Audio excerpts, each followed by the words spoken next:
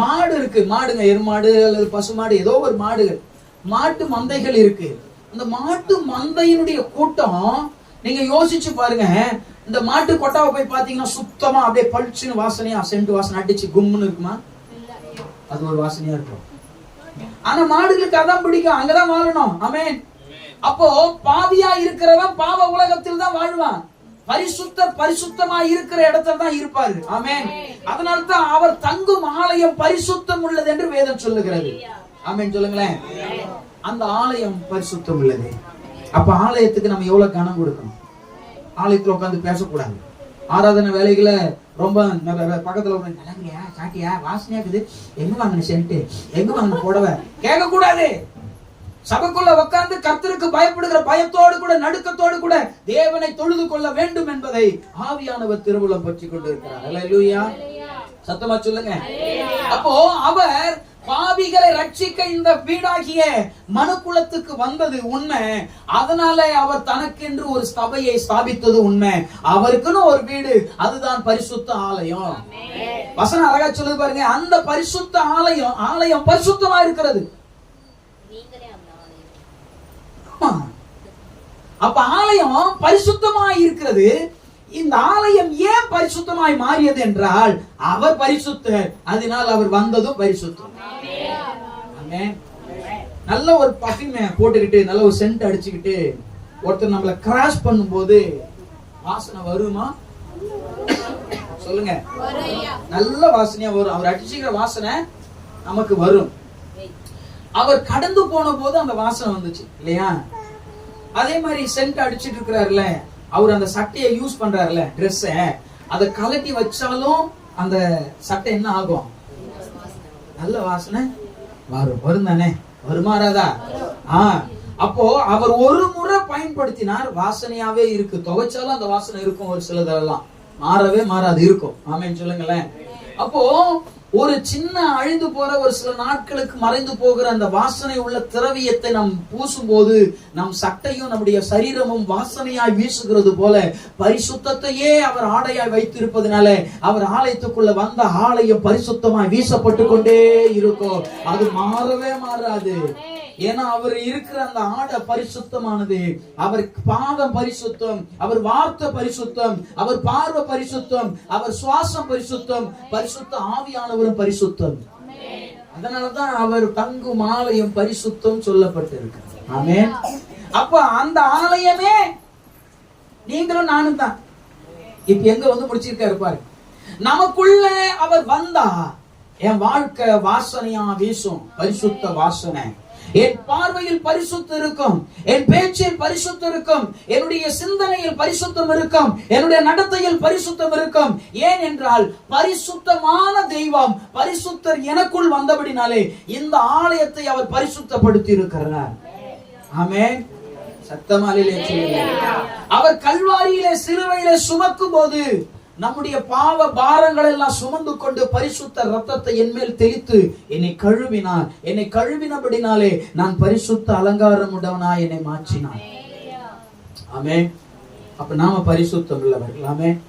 இப்போ இயேசுநாதர் உள்ள வந்திருக்கிறார். நாமே அவருடைய வீடா இருப்போம். அப்ப அவர் தங்குகிற ஒரு வீடு என் சரீரமாகிய ஆலயம். எத்தனை பேர் சொல்ல முடியும் எனக்குள்ள இயேசு இருக்கிறார்? ஒரு 10 முறை சொல்லுங்க. பேய் பிடிச்சிருக்குன்னு வச்சுக்கோங்க. யாருக்காவது பேய் பிடிச்சது யாருக்காவது கண்டுபிடிக்க முடியுமா? பார்த்த உடனே ஒரு ஆவி உள்ள இருக்கு, கண்டுபிடிக்க முடியுமா? முடியும். எப்படி தெரியுமா? 10 முறை எனக்குள்ள இயேசு இருக்கிறான்னு சொல்ல வை, 5ஆவது முறை அதை ஆட்டை ஆரம்பிச்சிருவேன். இயேசு இருக்கிறார் என்ன அப்படியே ஆரம்பிச்சு கண்டுபிடிச்சிடும். வாடா ராஜா, இயேசு நாமத்துல போ. அல்லேலூயா சொல்லுமா? வார்த்தையினாலே உலகத்தை சிருஷ்டித்தவர் என் ஆண்டவர். வார்த்தையினாலே சகலத்தையும் ஆளுகை செய்கிறவர் என் ஆண்டவர். வார்த்தையினாலே சகலத்தையும் அடக்குகிறவர் என் ஆண்டவர். அதே வார்த்தையினாலே உள்ள இருக்கிற வெளியே ஓட்டவோ இருந்துருவார். ஆமென். சத்தமா சொல்லுங்களேன். ஏலியாவே தூங்குதே. சபைக்குள்ள உட்கார்ந்துகிட்டு பரிசுத்தமான தேவனை ஆராதிக்கிற கூட்டம் நாம. அந்த பரிசுத்தமாய் ஆராதிக்கிற கூட்டம் கம்பீரமா ஆராதிக்கிறோம். நேற்று தினத்துல ஆவியானவர் பேசினார். சகரியா 2:10 சீயோன் குமாரத்தியே கம்பீரித்து பாடு, நான் வந்து உன் நடுவில் வாசம் பண்ணுவேன். அப்ப பரிசுத்தர் என் வீடாகிய இந்த சபைக்குள்ள, இந்த சரீரமாகிய சபைக்குள்ள அவர் வாசம் பண்ணணும்னா இந்த சரீரமாகிய சபைக்குள்ள பாட்டு என்கிற தொனி கேட்டுக்கிட்டே இருக்கணும். எத்தனை பேர் எப்பயுமே பாடுவீங்க?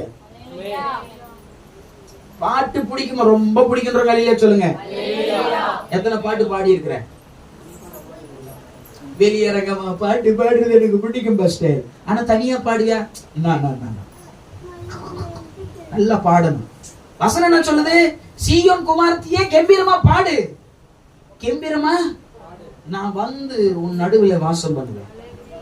அவர் வீடாகிய அந்த சபைக்குள்ள வரணும். அவர் அந்த வீடாகிய சபைக்குள்ள அவர் வந்து தங்கணும் வேண்டுமானால் நாம துதியின் சத்தத்தையும் பாடல் சத்தத்தையும் தொனிக்க பண்ணும்போது கர்த்தர் நமக்குள்ளே வந்து வாசம் பண்ணுவார். அவர் வந்துட்டா பரிசுத்தம், அவர் வந்துட்டா வியாதி இல்ல, அவர் வந்துட்டா சுகம், அவர் வந்துட்டா பேலன், அவர் வந்துட்டா ஆசீர்வாதம், அவர் வந்துட்டா மேன்மை, அவர் வந்துட்டா என் தலை உயர்த்தப்படும். தடைகளை உடைக்கிறவர் நமக்கு முன்னதே கடந்து போகிறார் வசனத்தின்படியே அவர் எனக்குள்ள வந்தா அவர் எனக்கு முன்னாடி இருக்கிற தடைகளை உடைத்து எரிந்து கடந்து வருவார். அல்லேலூயா. அவர் தடைகளை எல்லாம் உடைச்சு போடுவார். அல்லேலூயா. அப்போ நீங்களும் நானும் இந்த வீடு பரிசுத்தமான வீடு, நாம் அவருடைய வீடா இருக்கிறோம்.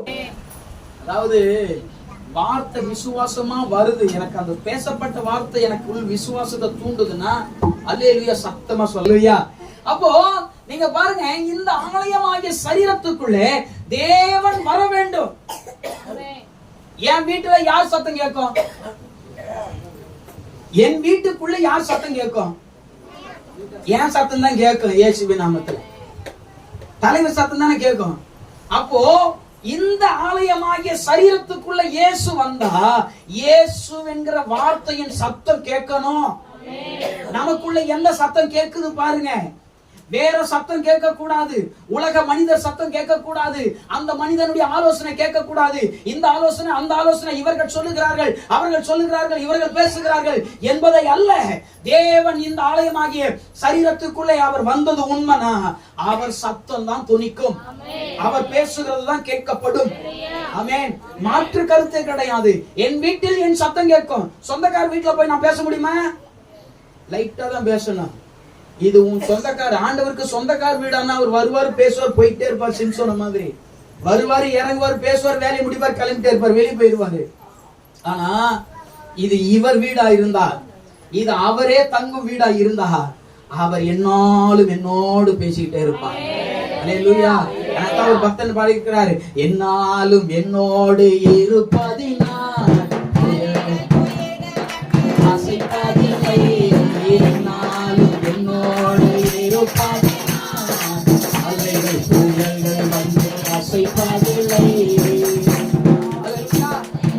என்னாலும் அவர் என்னோடு இருப்பதினால் அலைகள் புயல்கள் என்னை அதெல்லாம் அதமாகி போயிரும். ஆமென். படகுல உட்கார்ந்துகிட்டு அவர் வீடு அவர் படகு அதுல உட்கார்ந்துகிட்டாரு, புயல் வருது காத்து அடிக்குது, எழும்பெருச்சி அலைகள்.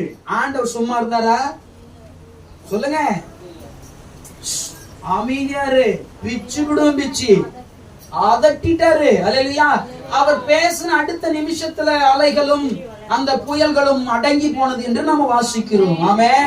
நான் சொல்றேன், இந்த வீட்டுக்குள்ள படகுல உட்கார்ந்திருந்த ஆண்டவர் அலைகளையும் புயல்களையும் அடக்கியது போல இந்த வீட்டுக்குள்ள அவர் வந்தா எனக்கு விரோதமா எழும்பிக்கிற அலைகளும் புயல்களும் அடங்கி போகும், அடங்கி போகும். அவர் அடக்கிடுவாரு. ஆமென் சொல்லுமா? ஏனென்றால் அவர் உள்ள இருப்பதினால அவர் சத்தம் கேட்கும். உனக்கு கேட்குதோ இல்லையோ, எதிர் இருக்கிறவனுக்கு நல்லா கேட்கும். ஆமென். உனக்குள்ள இருந்து ஆவியானவர் பேசுறது உனக்கு கேட்குதோ இல்லையா எனக்கு தெரியாது. ஆனா எதிர உட்கார்ந்து இருக்கானே அவனுக்கு நல்லா தெரியும், உள்ள ஒருத்தர் உட்கார்ந்துட்டு இருக்கிறாரு, இனி ஆட்டம் போட முடியாது. ஆமென். அல்லேலூயா. அப்போ நீங்களும் நானும் அந்த ஆலயமாகிய இந்த சரீரமாகிய ஆலயத்தை பரிசுத்தமாய் வைத்துக் கொள்ள வேண்டும். ஒருவன் என் ஆலயத்தை கெடுத்தால் தேவன் ஆலயத்தை கெடுப்பார். அசுத்தமாய் ஆலயத்தை வைத்துக் கொள்ள கூடாது, அசுத்தமாய் ஆலயத்தை பயன்படுத்த கூடாது. ஆலயமாகிய பரிசுத்தமானது. இதுல தேவன் வாசம் பண்ணணும்னா ஆலயம் பரிசுத்தமா இருக்கும். ஆனால் இந்த ஆலயம் ஒரு காலத்தில் அசுத்தமா இருந்துச்சு. இந்த ஆலயம் ஒரு காலத்தில் அவமானமா இருந்துச்சு. சகிக்க கூடாததா இருந்துச்சு, போக கூடாததா இருந்துச்சு, பாவத்தால் நிறைந்திருந்தது, அசுத்தால் நிறைந்திருந்தது என்று ரத்தத்தை நம்ம மேல சிந்தினாரோ, ரட்சிப்பென்கிறதான ஒரு வஸ்திரத்தை நம்ம மேல் உடுத்தினாரோ, அன்றோ நம்மை தேவன் மாற்றிட்டார். அன்றே என்னை பரிசுத்தப்படுத்தி விட்டார். அல்லேலூயா. அன்னைக்கே நான் பரிசுத்தமாயிட்டேன். அன்றைய நாள்ல இருந்து இன்ற நாள் வரை அவர் தங்கும் ஆலயம் அவருக்காய் பயன்படுத்தப்படுவேன். அல்லேலூயா. எத்தனை பேர் சொல்லுங்க, இனி நான் ஆண்டவருக்காக பயன்படுவேன், நான் ஜெபிப்பேன். இனி ஆண்டவரே நான் உங்களுக்கு தான். இன்னைக்கு கூட நம்ம பாடல் பாடும்போது ஒரு வரிகளை நம்ம பாடினோம். என்ன பாட்டு பாடணும்? இந்த ஆலயம் தேவனுக்கு கொடுத்துரு, உடலை கொடு, உள்ளத்தை கொடு, உற்சாகமா உன்னை கொடு, ஒப்பு கொடு, சந்தோஷம் சொல்லுவோமா? உடலை கொடு, உள்ளத்தை கொடு, உற்சாகமா உன்னை கொடு, ஒப்பு கொடு, சந்தோஷமா. இதிலே தேவன் பிரியமா இருக்கிறார், இதிலே தேவன் பிரியமா இருக்கிறார், இதிலே தான் மகிமை அடைகிறார், இதிலே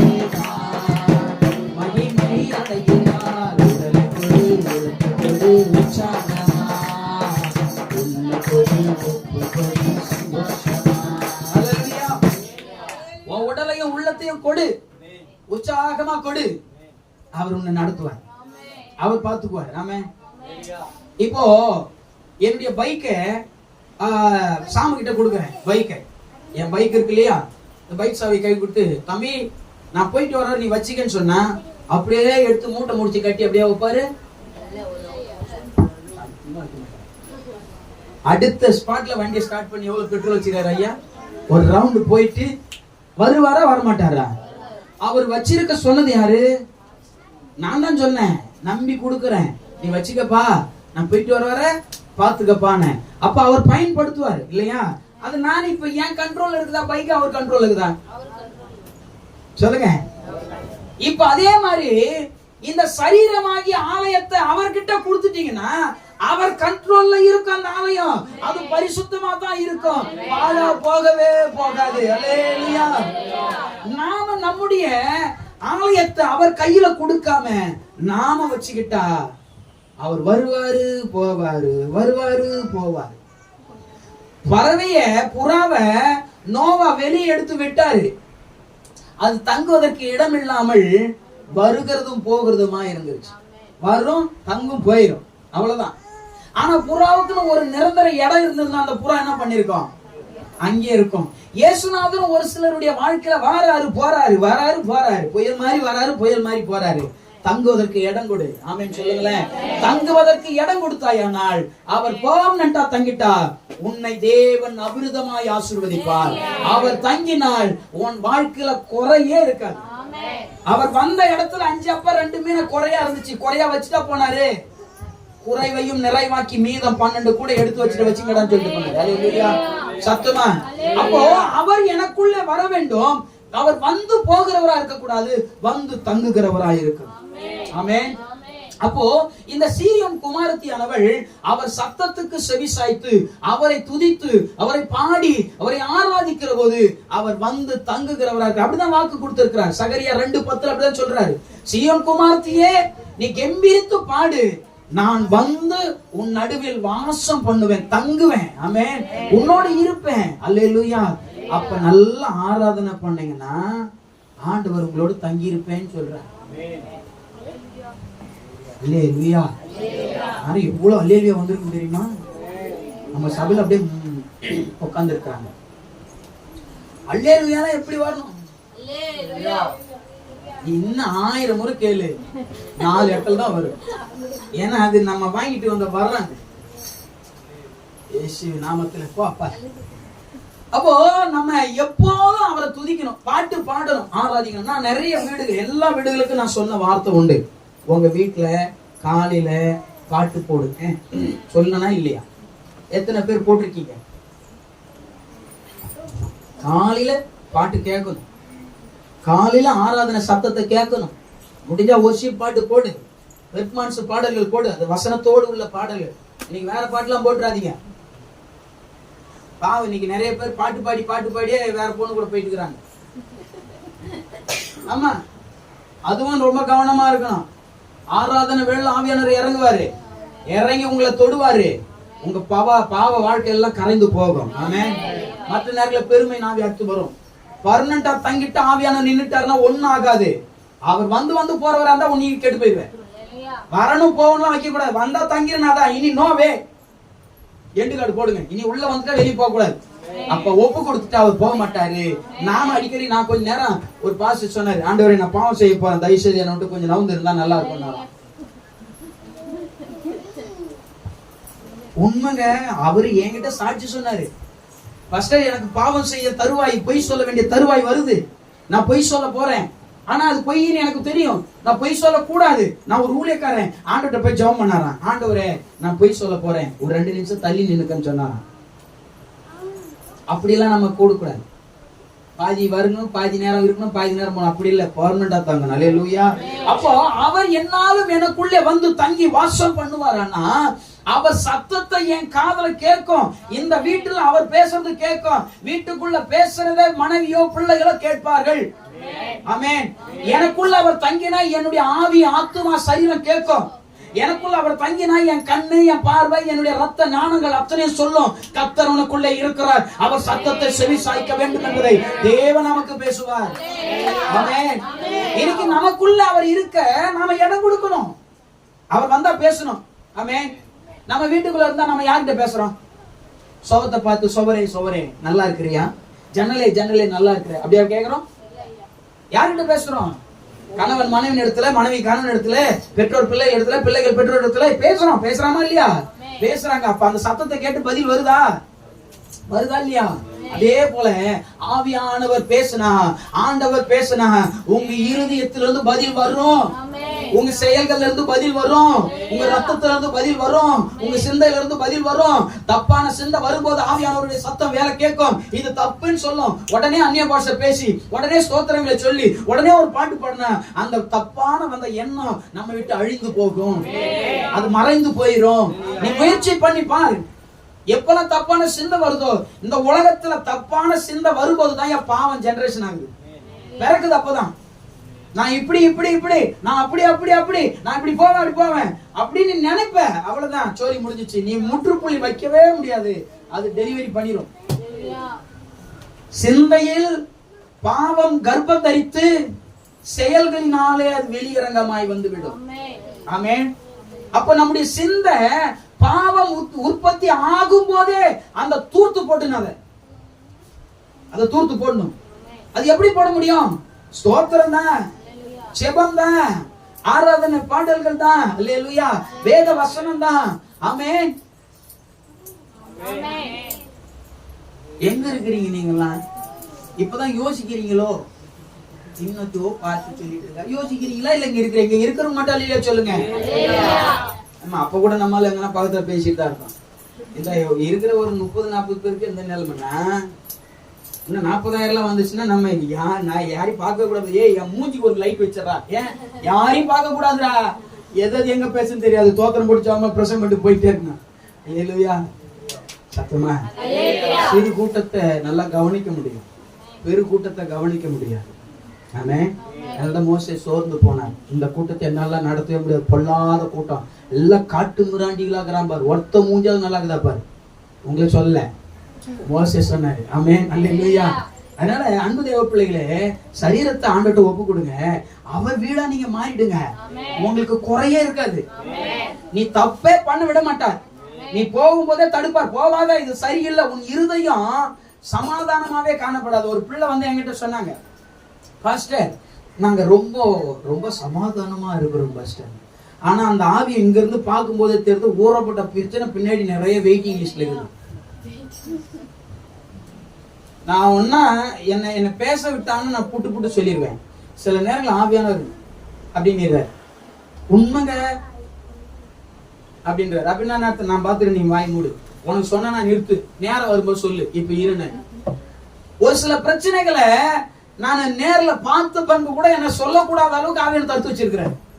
சிலதெல்லாம் சொல்லி ஆண்டவரே என்ன நிறுத்து, இத்தனாம் தேதி சொல்லு, இன்னைக்கு வர சொல்லு, அன்னைக்கு சொல்லு, அப்படியே டேட் எல்லாம் குறிச்சுன்னு சொல்லுவார். இதை சொல்லாத, இப்ப விட்டுருக்கு.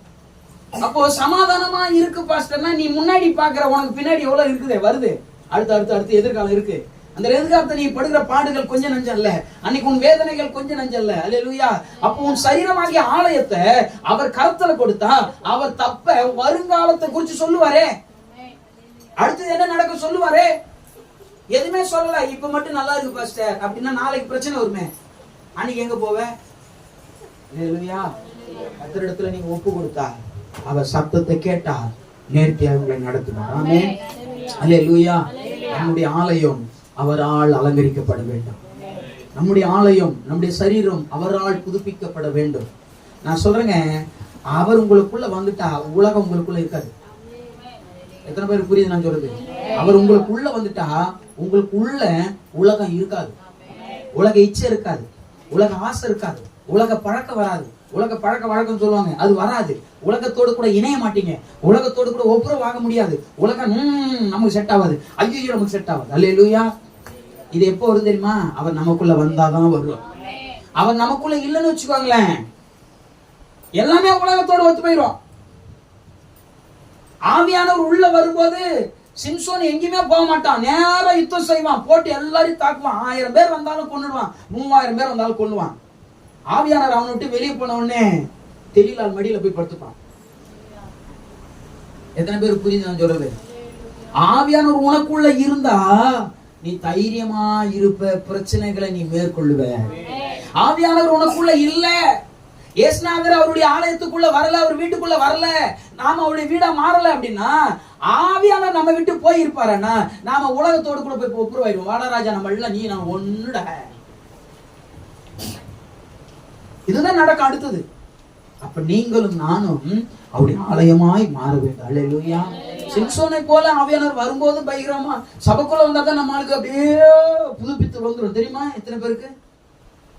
சபைக்குள்ள வந்தோடனே அப்படியே ஆடுவார்கள், அது இது அப்படி இப்படின்னு பயங்கரமா இருக்கும். சபையை விட்டு வெளியே போகட்டும் பாத்துக்க. எனக்கு ஆரம்பத்துல ஒரு கேள்வி, ஒரு தாயாரை பார்த்து நான் ஒரு பிரசங்கம் பண்ணும் போது அந்த அம்மா அழுதுகிட்டே இருக்கிறாங்க. அந்த அம்மா அழுவுறேன், நான் பிரசங்கத்துல அழுவுறேன். ஆண்டுகிட்ட கேட்டேன், நான் உமக்கு மனசாட்சி இருக்குதா? அந்த அம்மா எவ்வளவு அழுவுது. அந்த அம்மாவுக்கு ஒரு நல்ல வார்த்தை கிடைக்காதா? ஒரு நல்லது செய்ய மாட்டீரான், இப்படி அழ விட்டு இருக்கிறே. உங்க சபைக்கு வருது எத்தனை வருஷம்? 10 வருஷம் 12 வருஷமா வருது.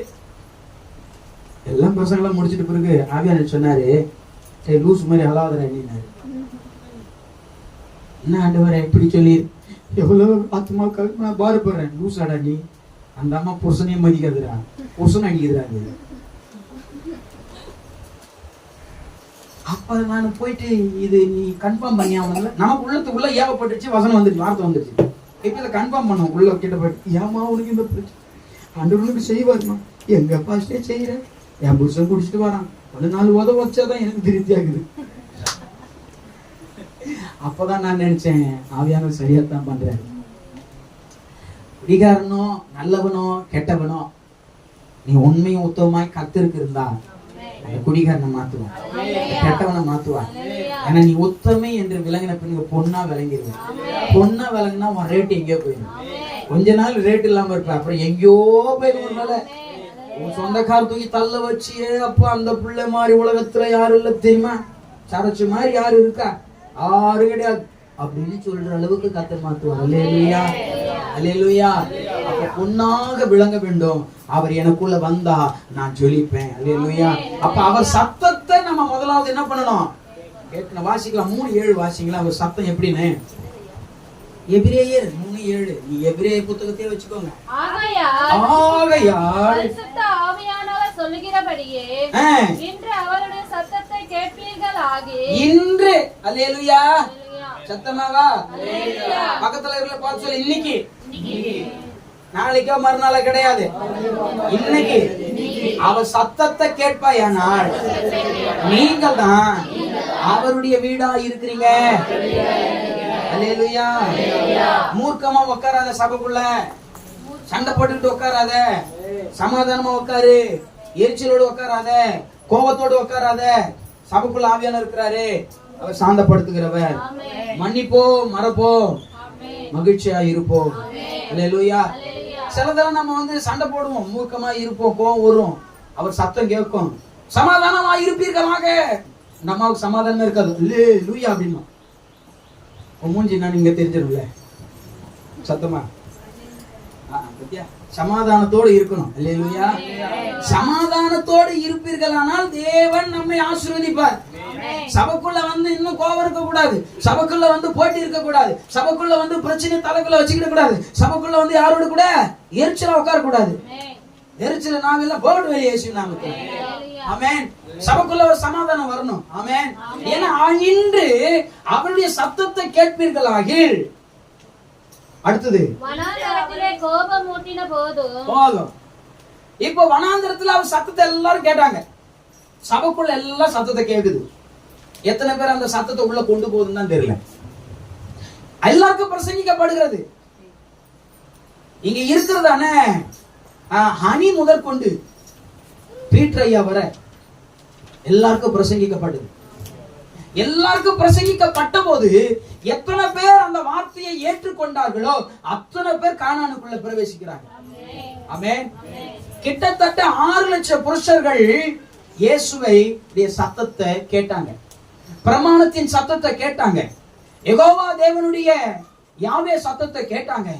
எல்லாம் கேட்ட போது ஆனால் அதுல பிரவேசிக்கத்தக்க 2 பேர் மட்டும்தான் போனான். ஏன்னா அவன் விசேஷ ஆவியுடையவனாய் இருந்தான், அவன் தேவனுடைய வீடா இருந்தான், தேவன் அவனுக்குள்ள குடிகொண்டு இருந்தார். அதனால் அவன் கானானுக்குள்ள பிரவேசிக்க தேவன் கிருபை செய்தார். நீங்க ஆசீர்வாதமா இருக்கணுமா? எத்தனை பேர் நான் ஆசீர்வாதமா இருக்கணும் பாஸ்டர், நான் அநேகருக்கு ஆசீர்வாதமா நிக்கணும் பாஸ்டர், என் குடும்பத்துல நான் ஆசீர்வாதமா மாறணும் பாஸ்டர், என் குடும்பத்துல நான் மேன்மையா இருக்கணும் பாஸ்டர், நீங்க நினைக்கிறீங்களா? அல்லேலூயா சொல்லுங்க. அப்படின்னா உங்களுக்கு ஒரு வார்த்தை சொல்றேன், நீங்க அவர் வீடா மாறிடுங்க. ஆண்டவர் பிச்சைக்காரரா? செல்வ சீமான் வெள்ளியும் பொன்னும் இந்த பூமியும் வானமும் பூமியும் அவருக்காகவும் அவருக்கென்றும் அவருக்காகவே உண்டாக்கப்பட்டது. அப்ப எல்லாம் எழுந்துட்டாரு. அப்ப அதுல எழுந்து அவர் எனக்குள்ள வந்துடணும். ஆமென் சொல்லுங்களேன். நீ ஆசீர்வாதமா இருக்குன்னா இயேசு உனக்குள்ள வச்சுக்க. நீங்க அவரை நீங்க உள்ள கொண்டு குடி வர வச்சிட்டீங்கன்னா நீங்க நல்ல ஆசீர்வாதமா இருப்பீங்க, குறையே இருக்காது. ஆமென். தேவையில்லை டக்குன்னு சொல்லுங்க. இப்போ உங்க வீட்டுக்கு ஒரு கெஸ்ட் வந்துட்டாரு, ஒரு கெஸ்ட் வந்துட்டாங்க. கெஸ்ட் வந்தோடனே அரிசி இல்ல, கெஸ்டுக்கு இப்ப சாப்பாடு கொடுக்கணும். இப்ப கெஸ்ட் அரிசி முட்டிய பாக்குற, அரிசி இல்ல, கெஸ்ட் சும்மா உட்காருவாரா? நீங்க சொல்லுங்க. அழிந்து போற, குறை சொல்லுகிற, பின்னிட்டு பேசுகிற ஒரு மனுஷனே அரிசி மூட்டை வாங்கி கொடுப்பாரு. ஆமென் சொல்லுவோமா? உனக்காகவும் எனக்காகவுமே இந்த வீட்டை அவர் வீடு என்று சொல்லுகிறாரே, பரிசுத்தமாக்கினாரே, உனக்காகவும் எனக்காகவும் கல்வாரி சிலுவைக்கு வந்தாரே, உங்களுக்காக எனக்காக சிங்காசனத்தை விட்டு சிலுவையை தெரிந்து கொண்டாரே. அப்ப நம்முடைய வீட்டுல குறை இருந்தா அவர் வந்தாருன்னா அந்த குறையை அவர் மாத்துவாருன்னு நான் சொல்றேன். இல்லையா? இல்லையா? அப்ப என் தேவையெல்லாம் அவர் சந்திப்பார், என் தேவைகள் அத்தனையும் அவர் சந்திப்பார். அல்லேலூயா. அப்ப அவர் சத்தத்தை நீங்க கேட்டீங்கன்னா உங்களுக்கு பாலும் தேனும் ஓடுகிற ஆசீர்வாதத்தை தருவார். அவர் வீட்டுல நீங்க உங்க வீட்டுல அவர் சேர்த்துக்கிட்டீங்கன்னா பாலும் தேனுகிற ஓடுற தேசத்தை உங்களுக்கு தருவார். அல்லேலூயா. 2வது அடுத்த வாசிங்க 8வது வசனத்தை. வனாந்தரத்திலே கோபம் ஊட்டினது போல சோதனை நாளிலும் நடந்தது போல உங்கள் இருதயங்களை கடினப்படுத்தாதிருங்கள். ஆமா. அல்லேலூயா. பக்கத்துல இருக்கிறவங்கள கரல்ல பிடிச்சு சொல்லுங்க, ஒரு அல்லேலூயா சொல்லுங்கன்னு சொல்லுங்க. இப்படிதான் சபையில கேட்கணும். அல்லேலூயா. எல்லாம் தட்டி தூங்குறவங்களை எழுந்து அல்லேலூயா சொல்லுன்னு சொல்லுங்க.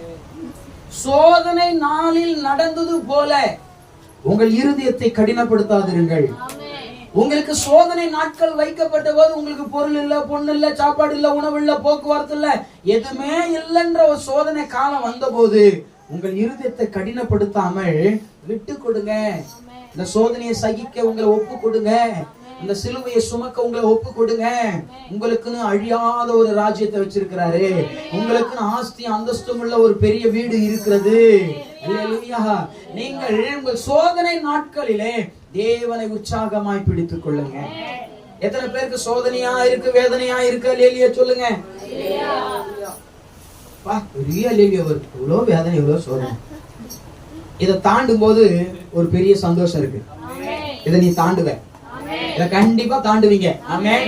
நீங்க தாண்டும் போது உங்களுக்கு பாலும் தேனும் ஓடுகிற பெரிய தேசமாகிய ஆசீர்வாதத்தை கர்த்தர் வைத்திருக்கிறார். அல்லேலூயா.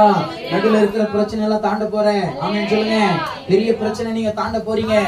ஏன்னா அவரே உங்களுக்காக யுத்தம் செய்வேன்னு சொல்லி இருக்கிறார். அவரே உங்க வீட்டுல வாசம் பண்ணுகிறார். அவர் பரிசுத்தப்படுத்தி இருக்கிறார். அவர் உங்களை ஆசீர்வதிப்பார். அவரை உங்களை உயர்த்துவார். ஆமென். அப்ப எல்லாம் மாறி போக ஒரு நாள். ஆனா இருதயத்தை கடினப்படுத்தாது. நீதிமொழிகள் 29:1 சொல்லுகிறது, அடிக்கடி கடிந்து கொள்ளப்பட்டும் தன் பிடரியை கடினப்படுத்துகிறவன் சகாயமின்றி சடுதியில் நாசம் அடைவான். நீதிமொழிகள் 29:1.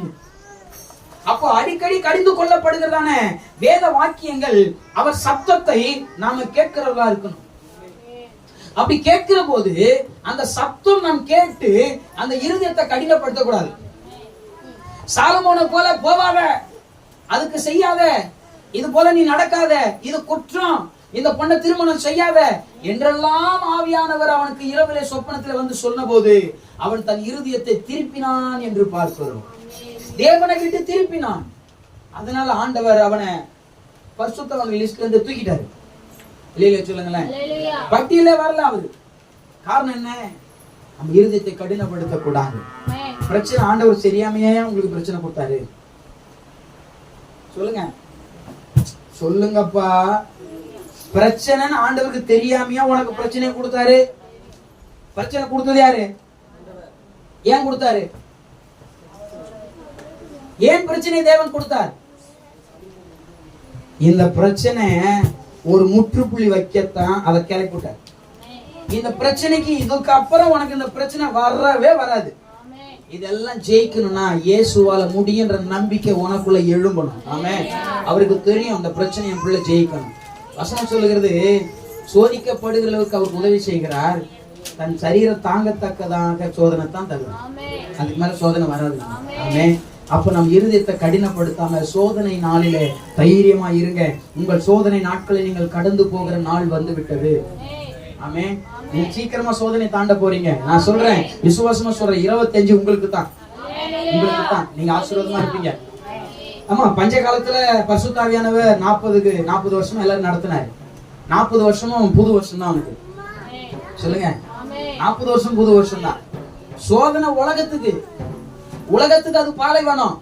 பரிசுத்தவரோடு கூட இருக்கிறவனுக்கு அது ஆசீர்வாதமான நிலம். ஆமென். நாம இருக்கிறது ஆசீர்வாதமான இடம். அல்லேலூயா. அடுத்தது வாசிங்க, 3வது 9வது வசனம் வாசிங்க. நான் முடிச்சிடறேன், அவ்வளவுதான்.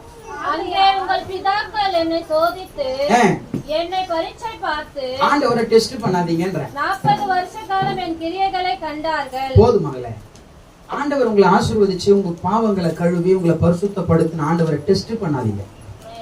நீங்க ஆண்டவரை சோதிச்சு பாக்குற கூட்டம் சபைக்குள்ள உட்கார்ந்துருக்கு. ஆண்டவரை சோதிச்சு பாக்கணும். நீர் இருக்கிறீர் ஆண்டவரே, நீ இருந்திருந்தா இதெல்லாம் எனக்கு வந்துருக்குமா? அவர் இருக்கிறதுனால நீ உயிரோட இருக்கிற. அவர் இருக்கிறதுனால நீ உயிரோட இருக்கிறோம். நமக்கு இருக்கிற பிரச்சனை, என் வந்த என் புருஷன், என் வந்த என் பொண்டாட்டியால நான் என்னைக்கோ செத்து போயிருக்கேன். 2 பேர் சிரிக்கிறாங்க, 3 பேர் மீத பேருக்கு புரியல போல. எனக்கு கட்டின புருஷனால என் உயிர் என்னைக்கோ போயிருக்கு. ஏன்னா அது வந்தது பாரு அப்படின்னு நம்ம தான் சொல்றோம். வீட்டுல சொல்றோமா இல்லையா? உன்னைய கட்டினது பதிலா நான் யாரையா கட்டியிருந்தா நடுத்தெரு நின்று இருப்பேன். ஏதோ பாழா போன என்ன கட்டினா கொஞ்சமாவது நல்லா இருக்கிறேன். அப்படின்னு சொல்லுங்களேன். 2 கரங்களை ஊற்றி சொல்லுங்க, ஒரு கயிறு ஊற்றி சொல்லுங்க, ஆண்டவரே நல்ல கணவனை கொடுத்ததுக்காக சோத்துறோம், நல்ல மனைவி கொடுத்ததுக்காக சோத்துறோம், நல்லவளோ கெட்டவளோ, நல்லவளோ கெட்டவளோ, பழி வாங்குறவளோ, என்னைய நீ உயிர் எடுக்கிறாளோ, அந்த உயிர் எடுக்கிற ஒன்ன வச்சுதான் என்னை நீ ஆசிர்வச்சிருக்க. நீங்க சொல்லுங்க, நல்லவனோ கெட்டவனோ, கெட்டவனோ நல்லவனோ எனக்கு தெரியாது. ஆனா அந்த லூசு பையில எனக்கு கொடுத்ததுனாலதான் இன்னைக்கு நான் இந்த சர்ச்சில் உட்கார்ந்து இருக்கிறேன். அந்த லூஸ் இல்லைன்னா இந்த லூசை யாரோ தள்ளிட்டு போயிட்டு பாழா போயிட்டு இருப்பாங்க, பாழா போயிருப்போம். ஆண்டவருக்கு தெரியும் எந்த விழா எலும்புல இருந்து எந்த பொண்ணு உண்டாக்குன்னு தெரிஞ்சுதான் வச்சாரு. நான் சொல்றேன், அந்த சுபாவம் இங்க இருக்கும். அது அப்படின்னா இது இப்படி. ஆமென் சொல்லுங்க. அங்க தூங்கு மூஞ்சினா இங்க கொஞ்சம் ஃபயரான தூங்கு மூஞ்சா இருக்கும். அங்க கொஞ்சம் கோவக்காரினா அதை விட கொஞ்சம் கோவங்க இருக்கும். ஆமென். உண்மைங்க. அங்க இருக்கிற குணம் இங்க இருக்கிறதுனால தான் சேர்த்தாரு. அது இது வேற வேற இருந்தா பிரிச்சிருக்கேன் என்னைக்கோ. ஆமென் சொல்லுங்களேன். சத்தமா. அதனால அன்பு தேவ பிள்ளைகளை ஆண்டவரை சோதிச்சுலாம் பார்க்காதீங்க. இவனெல்லாம் ஒரு மனுஷனா அப்படிலாம் சொன்னாதீங்க. கர்த்தர் அதை கொடுத்துருக்கிறாரா, சந்தோஷமா இருங்க. சந்தோஷமா யார் பறிப்போம், கர்த்தர் உங்களை நடத்துவார். அல்லேலூயா, அல்லேலூயா. முழங்கால் போடுவோமா, முழங்கால் போடுவோமா. ஆண்டவருடைய வீடு நான் தானே. நான் ஆண்டவருடைய வீடுன்னு சொல்றவங்க எல்லாம் முழங்கால் போட்டு ஆண்டவர்கிட்ட இப்ப சந்தோஷமா சொல்லுவோம். உடல கொடு, உள்ளத்தை கொடு, உற்சாகமா உன்னை கொடு, ஒப்பு கொடு, சந்தோஷம். கரங்களை தட்டி சொல்லுவோம். உடல கொடு,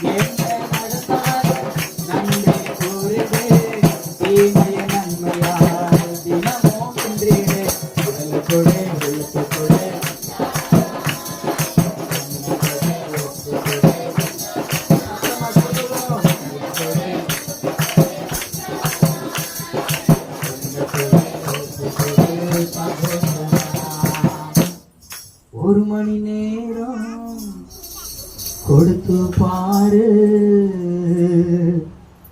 உன்னை தேவன் உயர்த்திடுவார். அல்லேலூயா. எத்தனை பேர் புரியுது அந்த பாட்டு? ஒரு மணி நேரம் கொடுத்து பாரு, கொடுத்துதான் பாரு. ஆண்டவர் உயர்த்தலாம் வந்து கேள்வி. ஆமென். இப்ப நம்ம எல்லாம் சொல்லுவோம், இது என் வீடு, இது தேவன் தங்கும் வீடு.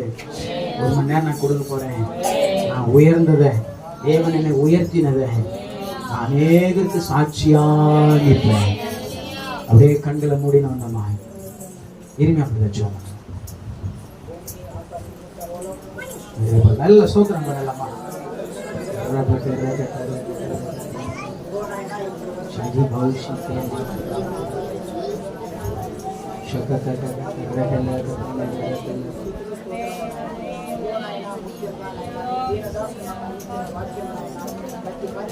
ఆలయంగా మారడానికి ప్రతి ఒక్కరూ ప్రతి హృదయం ఆయన మీకు లోపడినట్టు ప్రార్థిస్తున్నాం. నేను వాక్యం ప్రకారం ఆయన మేము ప్రతి ఒక్కరి సంఘంలో లోబడి జీవించినందుకు అందరికీ ప్రార్థిస్తున్నాం. ఆయన ఇచ్చిన ప్రతి బిడ్డను ఆశీర్వదించి బలపరిచిన ఆయన ఇన్న వాక్యమైన శ్రద్ధగా ఆయన ఇంటికి పోయి వాళ్ళు ప్రతి ఒక్కరు నెరవేర్చుకున్నట్టు ఇంకే మహిమా ఘనత తెచ్చుకోమని యేసు క్రీస్తు పరిశుద్ధ నామమున అడిగి వేడుకొంటున్నాను తండ్రి. அல்லேலூயா. ஆசீர்வாதம் சொல்லும்போது இருதயத்துல கை வச்சு தலை சாய்த்து நீங்கள் அதை கேட்டுக்கொள்ளுங்கள். கர்த்தர் அந்த வார்த்தையின் விடைகளை ஆசீர்வதிப்பார். இது எப்போது நீங்க செய்யணும். கர்த்தர் உன்னை ஆசீர்வதித்து உன்னை காக்க கடவர். கர்த்தர் தம்முடைய முகத்தை உன்மேல் பிரசன்னமாக்கி உன்மேல் கிருபையா இருக்க கடவர். கர்த்தர் தம்முடைய முகத்தை உன்மேல் பிரசன்னமாக்கி உனக்கு சமாதானம் கட்டளையிட கடவர். எல்லாம் சேர்ந்து சொல்லுவோம். என் ஆத்துமாவே